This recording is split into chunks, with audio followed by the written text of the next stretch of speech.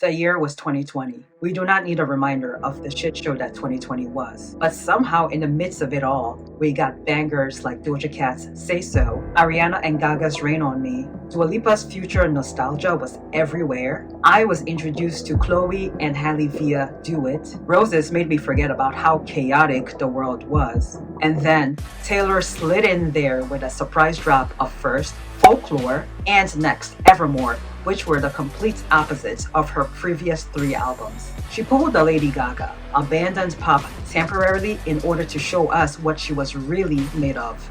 Make no mistake, Taylor's pen has always been sharp, but with Folklore, never sharper.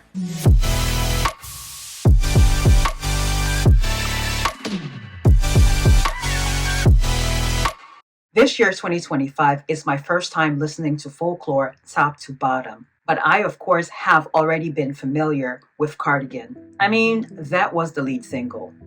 Some have said this album revived Taylor's dying career, as the last 2, although successful sales-wise, weren't quite as popular as they were released in the midst of a cancellation for Reputation, and then her becoming slightly more vocal about her political stance for Lover, which some appreciated, and others would have preferred for her to stay in her lane and just sing. I saw somewhere someone described Reputation as an album for the night, Lovers an album for the day, and Folklore an album for bedtime. Couldn't be truer. In Taylor's words, Folklore is, quote, an album that allows you to feel your feelings and is the product of isolation, end quote. And true to form, the cover art to represent this era was cozy, very cottagecore, woodsy, nature-inspired, with spring and summer being the main themes as the lockdown began in the spring of 2020, and most people, at least on this side of the ocean, were relegated to their homes, and going out into nature felt comforting in a time when nothing was certain. I remember taking a lot of walks during the lockdown because I was going stir crazy.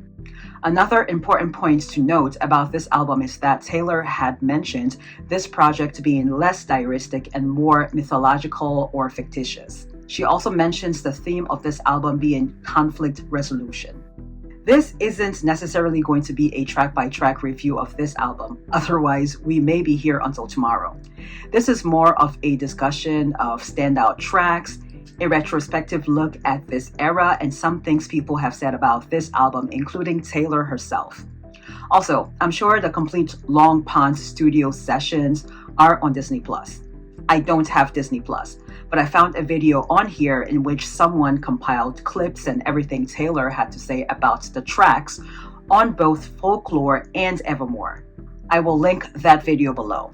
In fact, you may find that when you watch that video, you may not need to watch this one because everything is explained. But onwards we go anyway. Let's dive in. But first, what's up, beautiful people, and welcome back to my channel. My name is Yaira, better known as simply Yaya. I am proudly African from Cameroon, born and bred. I worked for Disney for the better half of my young adult life, and more recently, Whole Foods. I am always working on leveling and glowing up, and I have a Master of Science in Journalism, which informs how I view and discuss some aspects of pop culture on this channel. And for early access to all of my upcoming videos, which you'll get to see 48 hours before everyone else, you can join my membership here on YouTube at $4.99 a month, or my Patreon at $10 a month. You also get bonus content and other perks like me going live once a week. First things first, let's read her foreword, I guess, from the album, which I just grabbed from her Instagram, and which will explain the concept of this album. And no doubt we'll have some Easter eggs, which we shall get into once I get around to discussing Cardigan. It started with imagery, visuals that popped into my mind and piqued my curiosity. Stars drawn around scars, a cardigan that still bears the scent of loss 20 years later. Battleships sinking into the ocean, down, down, down. The trees swing in the woods of my childhood. Hushed tones of, let's run away, and never doing it. The sun-drenched month of August, sipped away like a bottle of wine. A mirrored disco ball hovering above a dance floor. a whiskey bottle beckoning, hands held through plastic, a single thread that, for better or for worse, ties you to your fate. Pretty soon, these images in my head grew faces or names and became characters. I found myself not only writing my own stories, but also writing about or from the perspective of people I've never met, people I've known, or those I wish I hadn't. An exiled man walking the bluffs of a land that isn't his own, wondering how it all went so terribly, terribly wrong.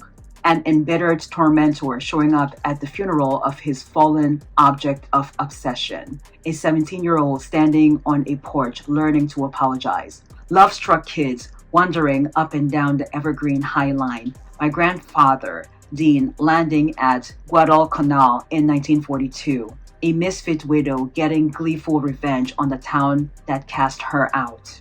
A tale that becomes folklore is one that is passed down and whispered around, sometimes even sung about. The lines between fantasy and reality blur, and the boundaries between truth and fiction become almost indiscernible. Speculation over time becomes fact. Myths, ghost stories and fables, fairy tales and parables, gossip and legend. Someone's secrets written in the sky for all to behold.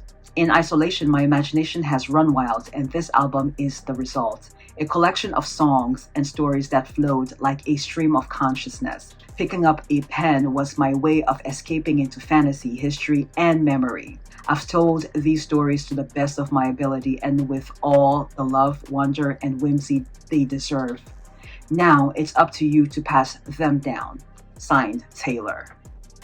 I also took a quick look at what Taylor was posting prior to, during, and after the release of Folklore in order to get a feel for how she begins signaling and hinting at the start of a new era.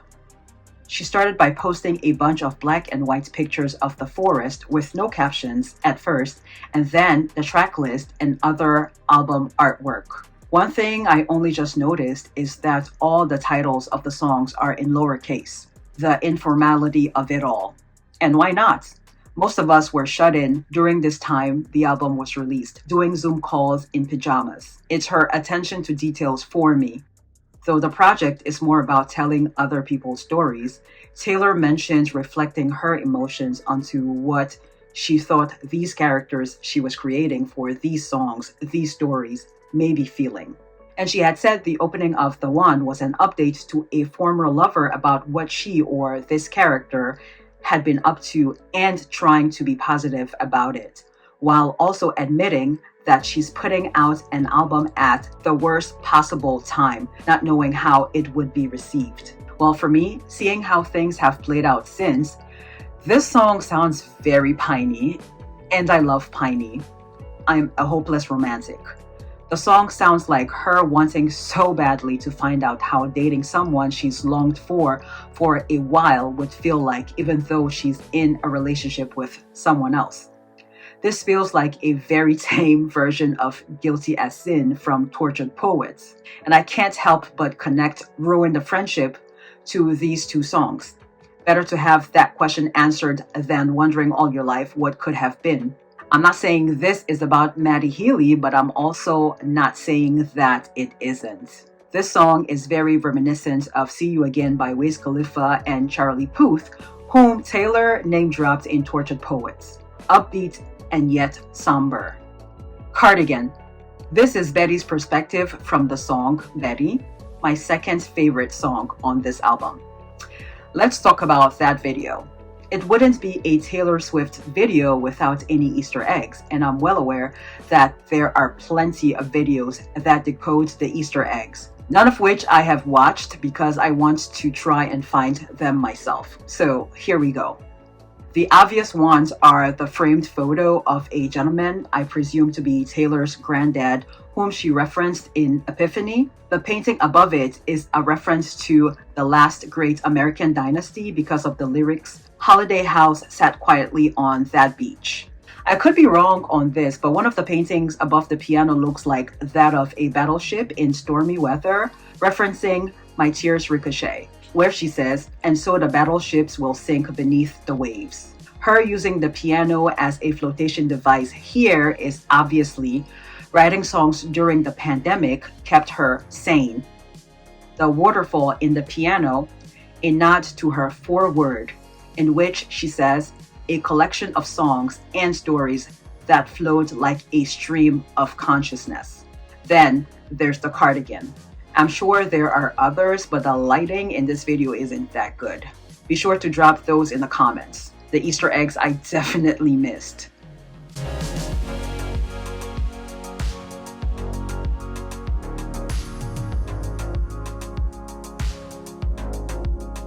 The Last Great American Dynasty feels like the sister song to How Did It End and Cassandra in Tortured Poets Department, but more so How Did It End? Very small town gossipy, but also a lot of animosity and rage directed at a woman, likely one who doesn't necessarily adhere to codes of conduct assigned to her by other people. They call her loud and mad. It's very white feminism coded, but I appreciate it.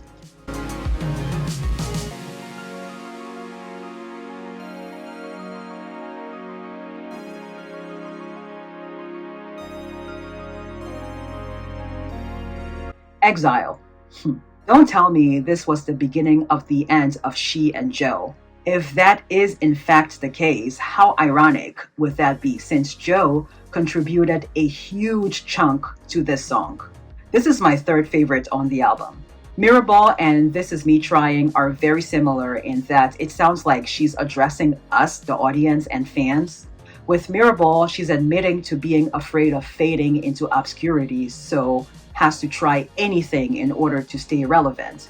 The illusion of always feeling like she has to be on, or camera ready, or having to play different versions of herself in order to be liked, and to protect herself because showing her true self to everyone equally is too dangerous, too exposing. This is true not just for celebrities of her caliber, but for anyone who lives in society. We are all shapeshifters. There's also commentary on fame and how people enjoy watching famous people break into a million pieces. That's when they are the shiniest to us, the audience, in their darkest hour.